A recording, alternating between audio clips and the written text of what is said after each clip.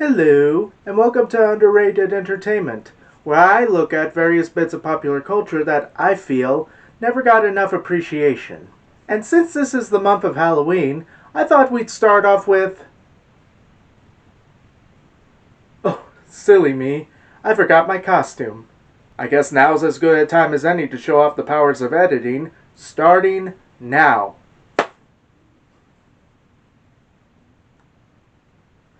Oh, yes, that's much better. Now, where was I? Oh, yes. Today we're going to look at a very spooky film from 1980 about a town's past sins coming back to haunt it. The Fog. Sorry, I had to get the voice out of the way before we continued. Now, some of you may not remember this film, as it is not necessarily an iconic horror film, even though it was made by legendary director John Carpenter. This was probably due to it being released the exact same year as the iconic horror films Friday the 13th and The Shining. Which is a shame, because it's arguably one of the best horror films out there that deals with ghosts. Those don't count, damn it! They were about demons and possession, not ghosts. Sorry for the outburst. I just get really annoyed at horror films that lump these things together as if they're the same thing. Anyway, let's proceed. The film begins with a scenario that couldn't possibly be interpreted in a sinister way today. A group of children are gathered around a beachside fire near midnight, while a not at all creepy old man tells them the story of an event that had happened there 100 years ago near where they are. He steered a course toward the light. It was a campfire, like this one. The ship crashed against the rocks. The hull sheared in two. The mast snapped like a twig. At the bottom of the sea lay the Elizabeth Dane with her crew, their lungs filled with salt water. The old man goes on to say that legend says that the doomed men aboard the Elizabeth Dane still wander the waters nearby. I guess he wanted to make doubly sure that the kids didn't get much sleep that night. Soon after, we cut to the town of Antonio Bay in Northern California, where, as midnight strikes, strange phenomenon begins to occur, such as earthquake-like shaking at the local grocery, interrupting the janitor's attempts to be the patient zero of a viral outbreak movie, poltergeist activity at the local gas station / body shop.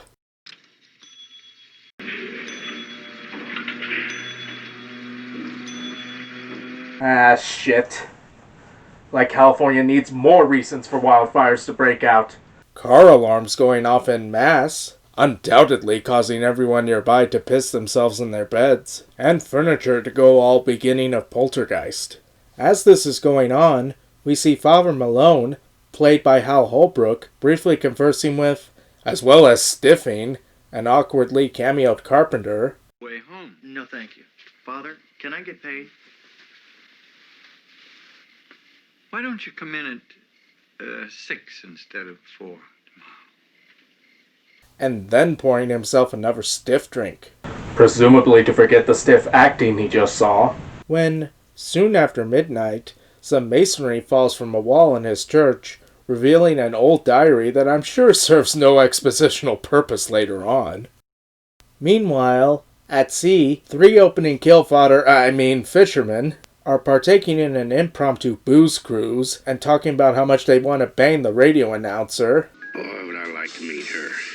I saw her at a grocery store one day. Yeah? You would like to meet her. She's crazy. There's no fog bank out there. Single mother Stevie, played by Adrienne Barbeau in a rare instance where she is not blatantly used for fan service, when an unusually luminescent fog appears out of nowhere, complete with a ghostly ship named the the Elizabeth Dane.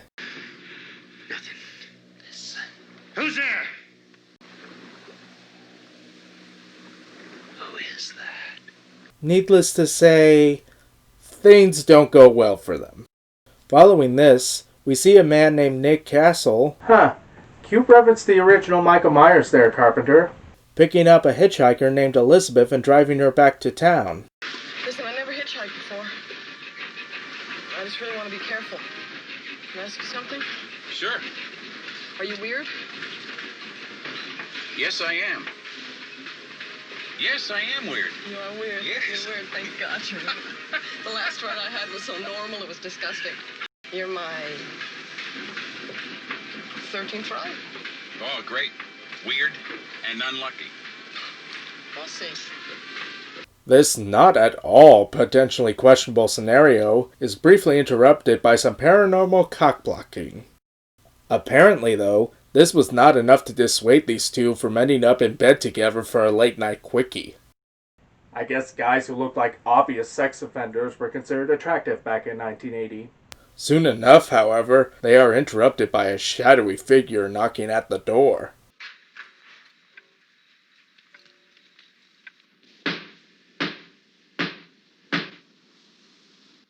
Before Nick can get his comeuppance for stupidly going to answer the door, the clock in his house strikes 1, signaling the end of the witching hour, before breaking. The next day, Stevie's son Andy, who was among the kids being told the ghost story at the beginning, wanders around a beach and sees something not at all suspicious.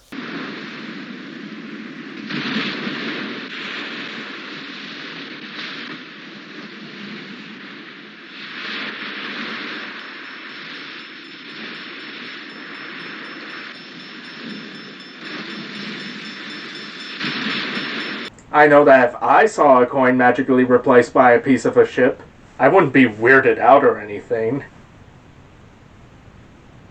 Taking the piece of wood back to his house, he gives it to Stevie and is joined by his elderly babysitter as Stevie prepares for another day at work at the town's radio station.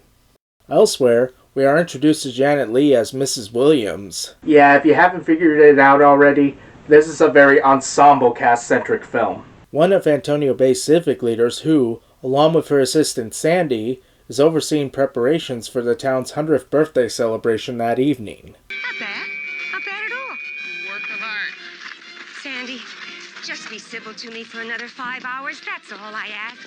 Following this, they visit Father Malone to ask him to give a benediction during the ceremony, since apparently Antonio Bay doesn't practice the separation of church and state much. Only to be greeted by an awkward jump scare and news that the diary he had found might put a damper on the celebrations. It turns out the 6 men who founded the town, including Father Malone's grandfather, funded their enterprise by drowning a ship full of men led by a wealthy man named Blake, who were seeking to establish a leper colony nearby, then salvaging the gold from the wreck of their ship. We were aided by an unearthly fog that rolled in as if heaven sent, although God had no part in our actions tonight. Blake's gold will be recovered tomorrow, but may the Lord forgive us. Such news has perhaps made Father Malone less than enthusiastic about the town's imminent celebration. Celebration tonight is a travesty. We're honoring murderers. When did you find it? Last night, just after midnight. What difference does it make? That's the same time the rest of the town fell apart. The same time the 6 conspirators met 100 years ago. Antonio Bay has a curse on it. Mrs. Williams, on the other hand, responds to this revelation in a way that would make Amity Island's mayor proud. It's really getting late. There's not much we can do about any of this. Are you going to give the benediction tonight, Father? Do we take that as a no? Maybe it's just as well. I think you're taking all of this much too seriously. As this revelation is discovered, Stevie arrives at the town's radio station, which just so happens to be at an isolated lighthouse that will surely have no importance to the climax of the film. While there, the piece of wood her son gave her begins to play the part of a music critic by shorting out the tape player and exhibiting the subtlety of an air horn.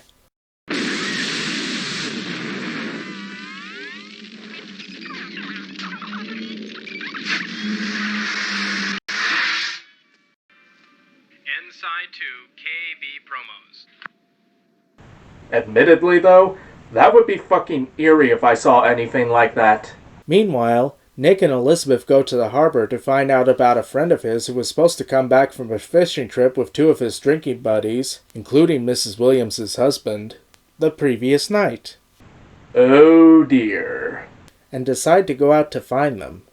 After some time, they find the missing fishing boat, where things get strange. No, I don't mean strange in regards to the state of the ship itself. There's water in the generator.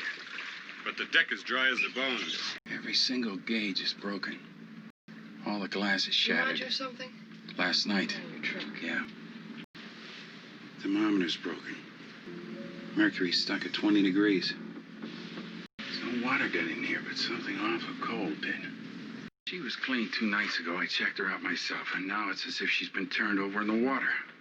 No, I mean how this somehow prompts Nick to tell the story of how his father once tried to give him a gold coin that he found on an abandoned ship once. My father was a fisherman. One night, late, coming back in, saw a brig under short sail. My dad and 2 of his hands, they boarded the brig. No one was on board.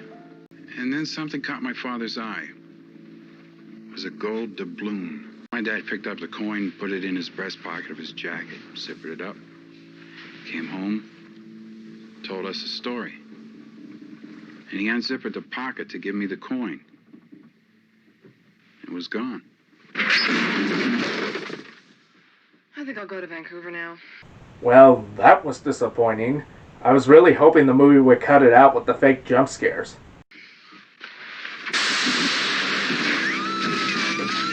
Ah, shit, never mind.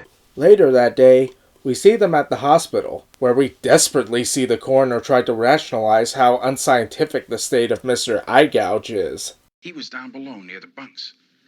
Dick, his wounds are covered with algae. His lungs are full and there's silt under his fingernails. I'll tell you, I saw Dick Baxter 3 days ago in Salinas. Now he's lying in there on the table looking like he's been underwater for a month. But he was on the boat. He was below decks. Dick Baxter died in the ocean. What the hell does that mean? Exactly what... I think... I'm gonna get a second opinion. Meanwhile, Elizabeth is in the room where the body is, where nothing at all creepy could possibly happen. Ah, shit, I spoke too soon.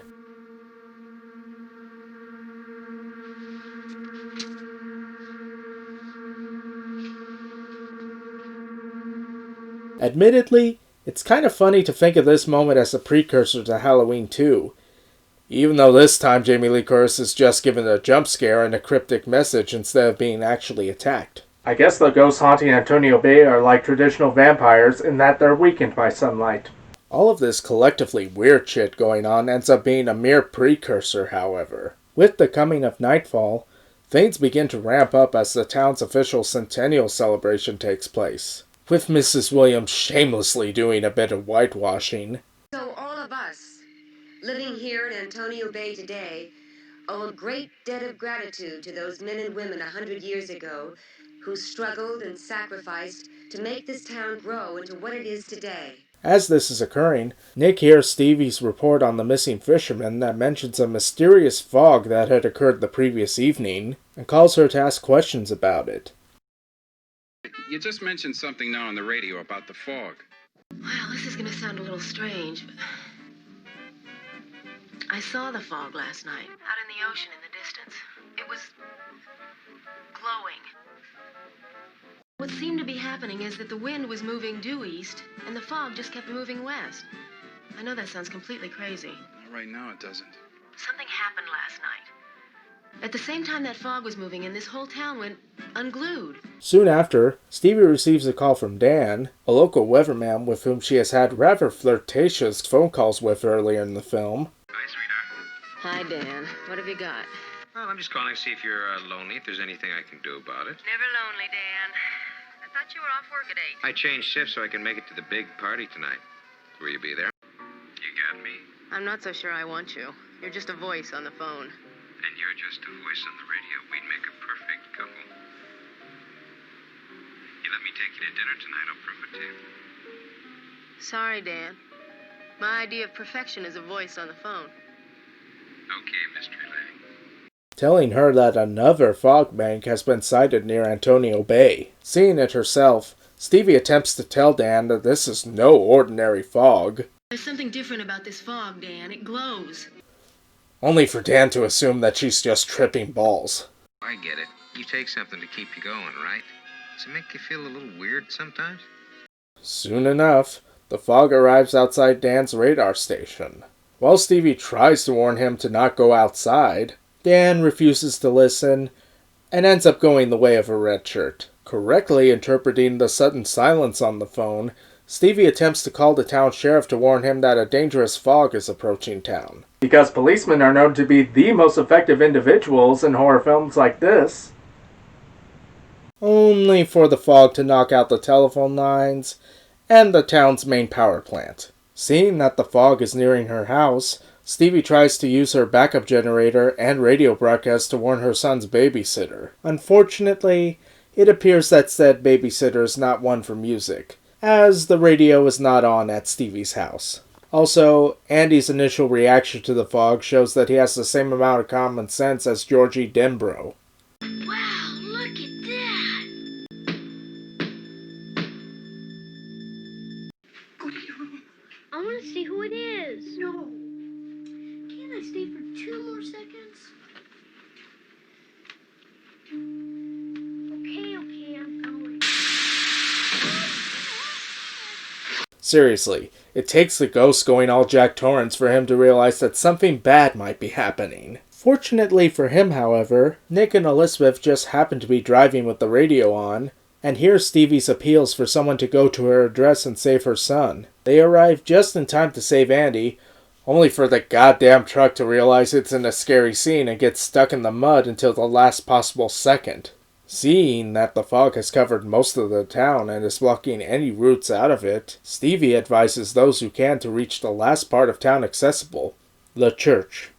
I guess everyone else in town has their radios off and or are early to bed types, because Nick, Elizabeth, Andy, Mrs. Williams, and Sandy end up being the only ones to reach the church, where Father Malone is taking the situation as well as most would.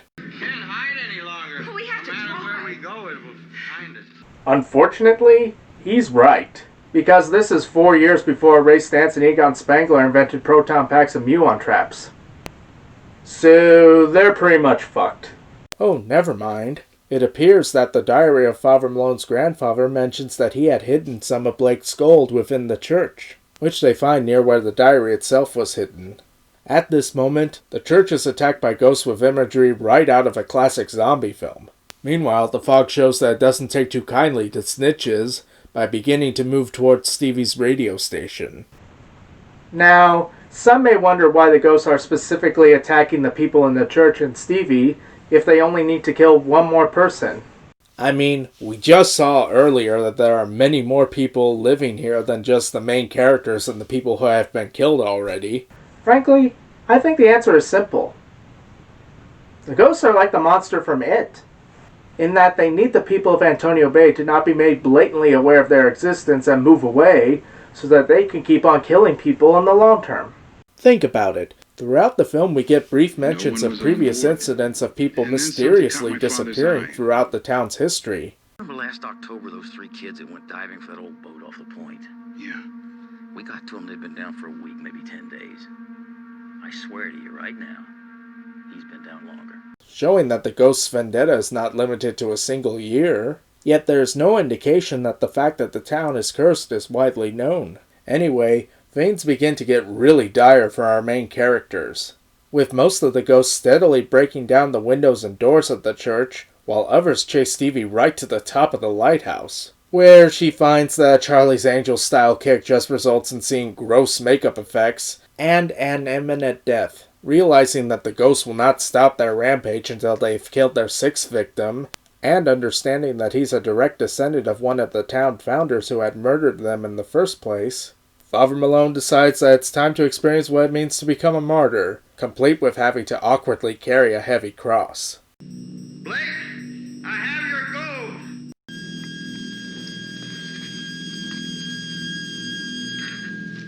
I'm the 6th conspirator. I'm Father Malone. Take me. Yar, I'll show you what it means to steal me treasure. Why are you talking like that? Well, a lot of people who have actually seen this movie seem to think we're ghost pirates. So I figure, what the hell? Father Malone's hopes for martyrdom, however, are dashed when Nick decides that, damn it, he's going to be the main hero here.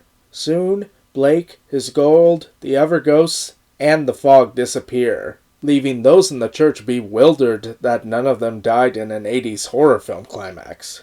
Particularly Father Malone. Why not 6,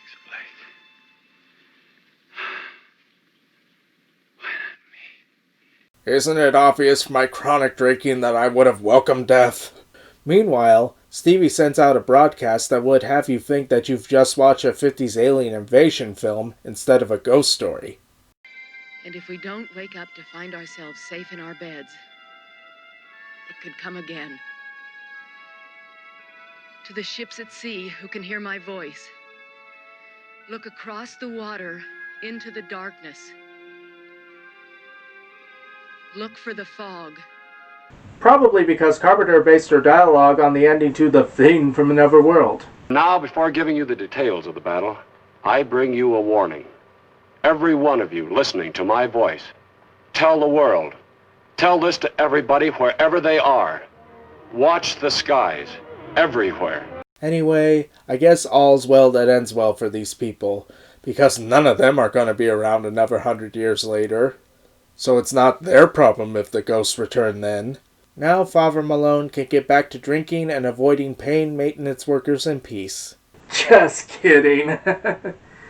Cue the creepy stinger ending.